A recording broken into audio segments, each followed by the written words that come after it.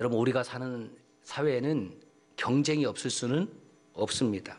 심지어 농사를 짓는 농부들도 좋은 먹거리를 생산하기 위해서 선의의 경쟁을 합니다. 가을 추수 때가 되면 농협을 통해서 지금도 그렇게 수매를 하죠. 그러면 그 검사관들입니까? 이렇게 푹푹 찔러갖고 그를 검사를 하잖아요. 그래서 거기다가 특등을 맞고 뭐 1등급을 맞고 또 천차는 2등급 맞고 그러면 농부들의 표정이 각기 다 다르지 않겠습니까? 나는 이거 꼭 특등급 맡아야 되는데 그 1등급을 맡고 1등급 맡아야 되는데 2등급을 맡으면 그 다 돈하고 연결이 되기 때문에 마음이 많이 속상하고 그래서 막 어떤 경우에는 언성을 높이기도 하고 왜 이게 특등급이지 2등급이냐 1등급이냐 그런 싸우는 모습도 어렸을 때 보았던 기억이 있습니다. 농부들 뿐이겠습니까? 학생들도 좋은 대학에 들어가기 위해서 경쟁을 하고요. 또 대학을 나왔다 할지라도 직장 가기 위해서 얼마나 많은 경쟁을 합니까? 그래서 직장에 들어갔거든요. 근데 직장에 들어가서도 또 경쟁이 없나? 또 경쟁이 있어요. 그래서 승진하기 위해서 또 치열하게 입사 동기들 가운데끼리 경쟁을 합니다. 공무원들도 예외는 아니죠. 뭐 경찰, 뭐 소방관, 군인 다 그 승진 시절에 있으면 다 힘들어해요. 왜? 누구는 승진되고 누구는 승진을 못하기 때문에. 이렇게 여러분 경쟁 사회에서 한 번 정도 경쟁에서 지면 무슨 문제가 발생하냐면 어떤 이는 스스로 자기 자신을 이제 비하하는 거죠. 이것을 무너질 괴짜를 써서 자괴감이다. 스스로 그 마음이 무너져 내리는 거죠. 스스로를 향해서 부끄러워하는 마음을 갖게 되고 나는 별로 쓸모없는 사람이라고 생각하는 이런 자괴감을 갖습니다. 자기 자신에 대해서 비난하기도 하고 또 우울한 감정으로 그렇게 살기도 하고 또 다른 사람들과 교제하는 것을 꺼리게 되고 집안에 숨어 지내기도 합니다. 뭐 열심히 공부를 했는데 좋은 성적이 나오지 않으면 학생들도 일종의 자괴감을 맛볼 수가 있고요. 또 회사에서 열심히 준비해서 프레젠테이션을 했는데 상사로부터 참 수고했다 잘했다 칭찬받으면 참 기분이 좋은데 그것을 PT라고 했느냐라고 책망을 들을 때면 또 자괴감이 들 수도 있습니다. 이런 자괴감이라는 것은 누구나 다 가질 수 있는 감정이고요. 이런 자괴감의 사촌이 바로 또 열등감입니다. 자괴감이라는 것은 혼자 생각해서 무너져 내리는 것인 반면에 이 열등감이라는 것은 꼭 타인과의 비교를 통해서 오는 것이 열등감입니다. 그래서 타인보다 내 능력이 뭐 뒤떨어진다든가 나는 좀 아니라고 생각한다든가 그렇게 자기 자신을 좀 부끄럽게 여기는 것을 이제 열등감이라고 하는데 이 열등감이 때로는 자기 개발의 원동력이 된다고 하면 그것도 괜찮아요. 뭐 2등, 3등을 했던 사람이 열심히 해갖고 저 사람을 내가 한번 능가해보겠다, 이겨보겠다, 1등 해보겠다. 그러면 그 좋은 방향으로 그 열등감을 사용하는 것이지요. 어쨌든 자괴감이라든가 열등감이라는 것은 자기 자신에게 그렇게 도움이 되는 감정은 아니고 자기 자신을 무너뜨리는 마음, 파괴하는 마음, 심지어 열등감은 타인을 향해서 아주 날카로운 송곳을 드러내는 타인을 파괴하는 감정이기도 합니다. 이러한 자괴감이나 열등감의 반대편에는 무엇이 있냐면 자존감이 있습니다. 스스로를 귀하게 여기는 마음. 한번 따라서 할까요? 누가 뭐래도 나는 귀한 사람입니다. 그걸 인권이라고 하는 거예요. 누가 뭐래도 한 사람 한 사람이 참으로 귀한 사람입니다.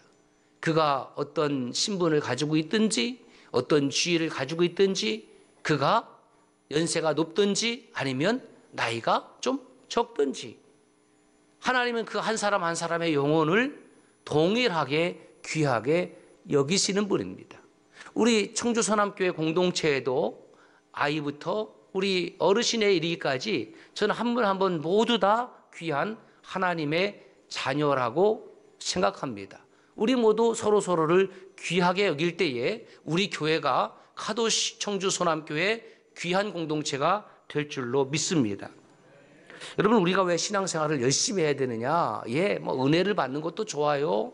하나님께서 복을 주시는 것도 좋아요. 그런데 우리가 신앙생활을 열심히 해야 되는 이유 중에 하나는 우리가 하나님을 사랑하면 우리의 자존감이 고양이 되는 거예요.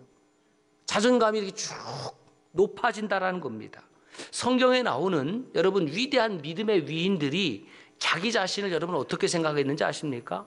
나는 원래 믿음이 좋은 사람이야. 나는 원래 용기가 있는 사람이야. 나는 원래 잘난 사람이야. 그렇게 생각했던 사람이 한 사람도 없어요. 보세요. 아브라함은 하나님 앞에서 자기 자신을 향하여 뭐라고 표현하고 있냐면 티끌과 재 같습니다. 하나님, 저는 티끌이요 재 같은 존재입니다. 우리가 믿음의 조상으로 본보기를 삼고 있는 그 위대한 인물이 자기 자신을 향하여 티끌과 재로 여기고, 욥은 자기 자신을 향하여 썩은 물건 좀먹은 의복, 하나님은 이사야 선지자를 통해서 야곱은 버러지, 예전 개역 성경에는 지렁이, 그리고 다윗은 하나님 앞에서 자기 자신을 벌레, 사도 바울은 하나님 앞에서 자기 자신을 죄인 중에 괴수. 여러분, 여기서 긍정적인 표현이 어디가 있습니까?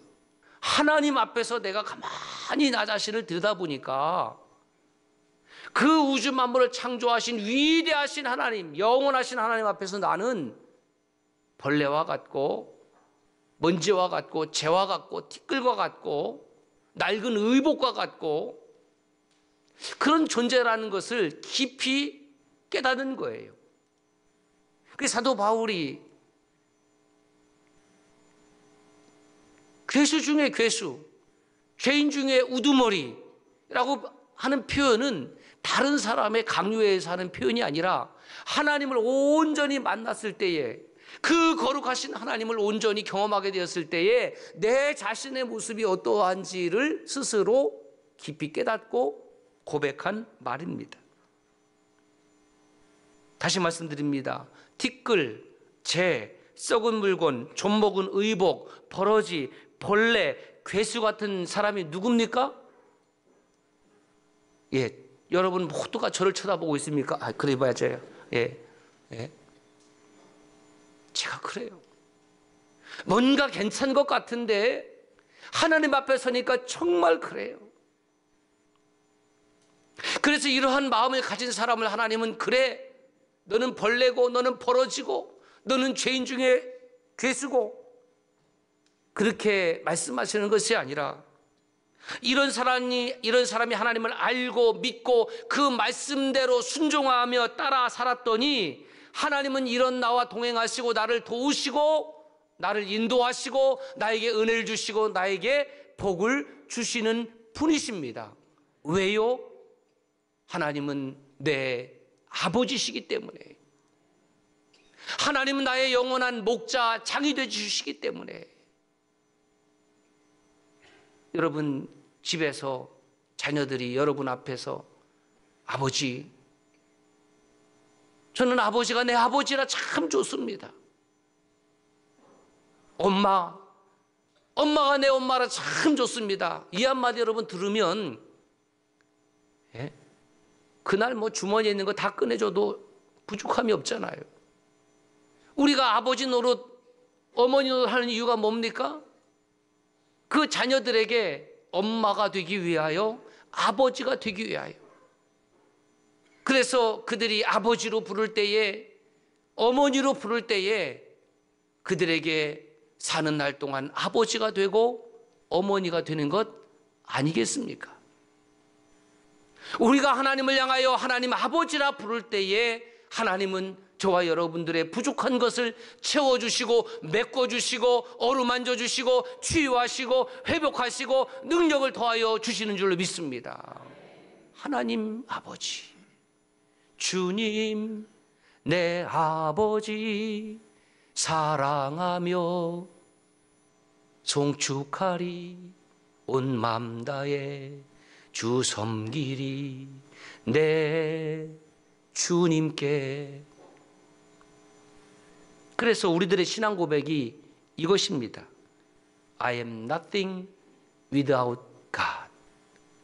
하나님 없이는 나는 아무것도 아닙니다. 벌레요, 좀먹은 의복이요, 버러지요, 죄인 중에 괴수는 하나님이 없을 때는 그렇다는 거예요.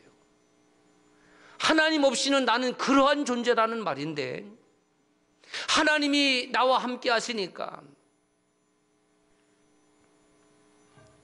I am somebody in Christ. 나는 하나님 안에서 특별한 존재로 여기는 거예요. 여러분 보세요. 수많은 자녀들이 있지만, 다 귀한 자녀들이지만 그 자녀들 가운데에 어떤 자녀가 최고입니까? 내 새끼지요. 그거 가지고 뭐라고 할 사람 있습니까? 옆 사람에게 물어보세요. 누구 새끼가 최고 예쁜가? 내 새끼가 최고 예쁘죠. 하나님께서 수없이 많은 사람을 창조하시되 하나님을 향하여 주님 내 아버지라고 부르는 하나님의 자녀된 저와 여러분들을 하나님께서 가장 귀하게 여기시는 줄로 믿습니다. 그래서 은혜가 무엇이냐? I am nothing without God에서 I am somebody in God. 이것으로 바뀌어진 것이 바로 은혜입니다. 하나님은 이사야, 예레미야, 호세야 선지자들을 통해서, 사도 바울을 통해서 그렇게 말씀하십니다. 야곱아 너를 창조하신 여호와께서 지금 말씀하시느니라. 이스라엘아 너를 지으시니가 말씀하시느니라. 그 다음부터 시작. 내가 너를 지명하여 불렀나니 너는 내 것이라. 예레미야 31장 1절 말씀입니다. 시작. 나는 그들의 하나님이 되고 그들은 나의 백성이 되리라. 우리는 누가 뭐래도 하나님의 백성입니다. 여러분 어떻습니까? 나라가 녹록하지는 않지만 대한민국 국민인 것 저는 자랑스럽게 생각합니다. 저는 대한민국 국민인 것이 자랑스러워요. 참 감사해요. 분단의 아픔을 안고 살아가지만 그럼에도 불구하고 하나님께서 이 나라를 지키시고 보호하여 주시고 이 나라를 통해서 우리의 생존을 가능하게 하시고 이 나라에서 자유와 행복을 누리고 살게 하시니 저는 대한민국이 감사하고 대한민국이 좋고 대한민국 국민인 것이 좋습니다. 나는 그들의 하나님이 되고 그들은 나의 백성이 되리라. 하나님이 우리를 자녀 삼으시고 우리는 하나님의 자녀가 되고 하나님의 백성이 되고 그것이 좋기 때문에 우리는 매주일 주님 앞에 나와 경배와 찬송과 예배를 드리는 것입니다. 호세아 선지자를 통해서 이렇게 말씀하십니다. 시작. 너희는 살아계신 하나님의 아들들이라 할 것이라. 너희는 살아계신 하나님의 아들들이요 딸들이다. 너는 내 아들이라. 오늘날 내가 너를 낳았도다 라고 시편 2편 8절에 말씀하고 있는데 이것은 예수 그리스도를 의미하는 말씀이지만 이것을 좀 더 확대하면 모든 아들들 딸들을 향한 말씀이지요. 고린도후서 6장 16절, 고린도후서 6장 18절에 보면 너희에게 아버지가 되고 너희는 내게 자녀가 되리라고 말씀을 하셨습니다. 그래서 제가 오늘 또다시 하나님의 은혜를 이렇게 한번 정리해 보았습니다. 시작. 은혜는 별일 없는 내가 하나님으로 인하여 별 볼 일 있는 사람이 된 것이다. 뭐 어려운 거 아니지요. Grace is nothing without God. 바로 special person in God. 별 볼 일 없는 사람인데 뒷길 같고 재 같고 썩은 의복 같은 사람인데 그 별 볼 일 없는 사람을 하나님이 붙잡아 주시고 자녀 삼아 주셔서 썸바디가 되게 하셨고 하나님의 사용하는 사람이 되었다. 얼마나 이것이 귀한 하나님의 은혜라는 말인가. 초기 예루살렘 교회에서 예수님의 제자로 부름받았던 그 12명 중에서 한 명이 스스로 자기의 길을 걸어갔습니다. 그래서 그 빈자리를 채우기 위하여 그 마가의 다락방에 약 120명의 믿음의 사람들이 모였을 때에 사도 베드로가 일어서서 발언을 하는 겁니다. 성경을 보면 사도 베드로가 뭐 수제자였다, 뭐 선임 제자였다 이런 표현은 나오는 것이 없어요. 그러나 성경을 자세히 보면 사도 베드로가 맏 형님 노릇을 한 것은 틀림이 없습니다. 시편 69편 25절의 말씀을 베드로 사도가 인용합니다. 그의 거처를 황폐하게 하시며 거기 거하는 자가 없게 하소서. 거처를 황폐하게 하고 거기 거하는 자가 없게 해달라고. 무슨 말이냐면 경건한 자, 하나님을 따르는 자들, 그 사람들을 핍박하는 자는 그의 거처가 파괴되고 거기 거하는 자가 없게 해달라는 탄원의 기도입니다. 이 시편 69편은 초대교회의 메시아 예언으로 잘 알려진 말씀이었죠. 그런데 이 사도 베드로는 이 말씀을 가룟 유다에게 적용을 시킵니다. 여기서 거처는 가룟 유다가 산 밭이에요. 가룟 유다가 은 30을 받고 예수님을 판 그 돈을 그가 후회하면서 다시 예루살렘 성소에 가서 던져버리거든요. 그 던져버린 은 30으로 밭을 샀는데 그 밭이 어떻게 되느냐? 그 밭이 공동묘지로 사용하고 있는 겁니다. 지금도 그곳은 여전히 공동묘지입니다. 사람이 살 수가 없습니다. 거하는 자가 없게 되었습니다. 그리고 시편 109편 8절 말씀을 이렇게 다시 한번 인용합니다. 사도행전 1장 20절에 보면 그의 직분을 타인이 취하게 하소서. 베드로 사도는 예수님께서 왜 12제자를 세웠는지를 알았어요. 왜 15명이 아니고 왜 20명이 아닐까? 그 12사도는 이스라엘의 12지파를 상징하는 사람들이었던 것이지요. 그래서 그 빈자리 하나를 채워서 이스라엘 민족들에게 복음을 전하고 그것을 넘어서서 온 세상에게 복음을 전할 그러한 사명이 있음을 베드로 사도가 알았기 때문에 그 빈자리를 채우는 것이 하나님의 뜻이다라고 확신하게 되었습니다. 그래서 두 가지 조건을 제시하는데 첫째가 뭐냐? 항상 12제자들과 다녔던 사람들. 그러니까 예수님께서 사역하실 때에 그 예수님 주변에 특별히 부름받은 12사람만 있었던 것은 아니고 그 12제자와 더불어서 함께 따라다니는 사람들이 있었다는 거죠. 그래서 70인 전도대도 있었던 거예요. 여러분 누가 은혜를 입는지 아십니까? 항상 예수님 주변에 따라다니는 사람이죠. 12제도만 따라다니는 것이 아니라 항상 예수님이 가시면 거기에 따라다니는 하여튼 끝까지 길을 쓰고 어렸을 때 생각해 보니까 어머니께서 시장에 가면 제가 끝까지 따라갔던 것 같아요. 왜? 따라가야지 호떡 하나라도 먹거든요. 그런 일 없으세요? 저는 그랬어요. 들어가라. 우리 어머니는 아끼려고 했던 것 같아. 없으니까. 그런데 하여튼 어머니 치맛자락 붙잡고 끝까지 시장에 가면 풀빵 하나라도 얻어 먹으니까. 여러분 끝까지 주님 따라가시기를 주의 이름으로 축복합니다. 끝까지 따라가는 거예요. 자꾸 그냥 결사적으로 늘어지는 거예요.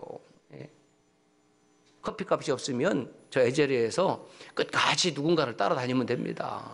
그리고 오늘 또 뭐 맛있는 것을 또 이렇게 사역을 하신다는데 거기에서 돈이 없으면 그냥 서 있으세요. 그리고 누가 맛있게 먹으면 참 맛있죠. 참 맛있을 것 같아요. 그러면 뭐 혼자 어떻게 그 목구멍에 넘어가겠습니까? 새도 한번 그렇게 해보려고 그래요. 참 맛있을 것 같아요.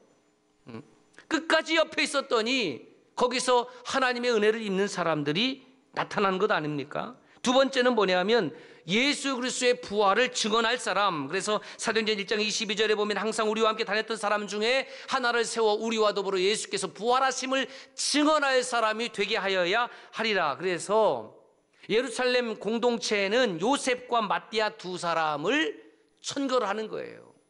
누가 보더라도 우리 믿음의 사람들 가운데에 그 사도의 한 자리를 대신할 사람이 있는데 요셉도 했으면 좋겠고 마띠아도 했으면 좋겠습니다. 그래서 그들이 그 두 사람 중에 누구를 선택할까? 하나님께서 택해 주세요라고 기도한 내용이 사도행전 1장 24절 25절에 나와 있습니다. 무사람의 마음을 아시는 주여 이 두 사람 중에 누가 주님께 택하신 바가 되어 시작 봉사와 및 사도의 직무를 대신할 자인지를 보이시옵소서. 유다는 이 직무를 버리고 제 곳으로 갔나이다. 그러니까 누가 하나님 이 귀한 직분을 감당할 수 있을지 하나님께서 정해주시면 우리가 따르겠습니다라는 고백의 순종의 기도였습니다. 그 결정 과정은 투명했습니다. 그리고 기도하였습니다. 기도한 후에 제비를 뽑았고 그 제비 뽑은 결과는 마띠아가 선택이 되었습니다. 요셉과 마띠아는 나를 좀 사도로 뽑아주세요라고 정견 발표를 한 것도 아니고 그들은 누구보다도 그 예루살렘 공동체의 사람들에게 잘 알고 있었던 사람이기 때문에 그럴 필요도 없었고, 그리고 마띠아가 사도의 직무를 대신할 자리에 보충했을 때에 자기 자랑을 한 것도 아니고 요셉도 낙심하거나 자괴감이나 열등감에 빠졌다는 기록이 전혀 없습니다. 두 사람 모두 교회 공동체를 통하여 결정된 하나님의 뜻을 기쁨으로 받아들였음에 틀림이 없습니다. 그럴 정도의 수준이니까 교회 공동체가 천거를 했겠지요. 사랑하는 성도 여러분, 우리는 코로나19 팬데믹 상황 가운데서 한 번도 타의에 의해서 또는 행정당국에 의해서 예배를 못 드리지 못한 그런 아픔이 없습니다. 이것은 우리 성도들 모두 서로를 향하여 사랑의 마음과 배려의 마음을 가졌기 때문에 이 놀라운 기적을 만들어냈다라고 저는 믿습니다. 그러나 지금 엔데믹 시대의 한국 교회 사정은 그렇게 녹록하지 않습니다. 물론 우리 교회는 아이부터 어르신까지 특별히 어린 생명들이 너무너무 많이 있어서 참 감사한 일이지만 보편적으로 한국 교회에서 60% 이상이 지금 아이들이 사라졌습니다. 우리는 다른 교회와 비교해서 우리 교회가 우월하다라는 우월감에 빠지지 않기를 바랍니다. 바라는 것은 우리 교회가 정말 하나님이 기뻐하시는 살아있는 교회가 되어서 연약한 교회를 돕고 세우고 살리는 그런 교회 공동체가 되기를 원합니다. 살아있는 교회라면 초대교회처럼 성령이 충만하며 주님 다시 오시는 그날까지 세상의 소금과 빛으로 그리고 구조선 교회로 쓰임받기를 원합니다. 무엇보다도 그리스도의 몸된 교회 공동체에서 봉사의 직무를 감당하며 세상 속에 예수 그리스도께서 부활하셨음을, 예수 그리스도가 우리의 주인 되심을 증언하는 사람들, 그 사람들을 여러분들이 믿음으로 선택해 주시기를 바랍니다. 부활을 증언하는 사람들이 우리 모두가 되어서 세상에 예수 그리스도의 구세주 되심을 전하는 가도시 청주 소남교회 되기를 주의 이름으로 축복합니다.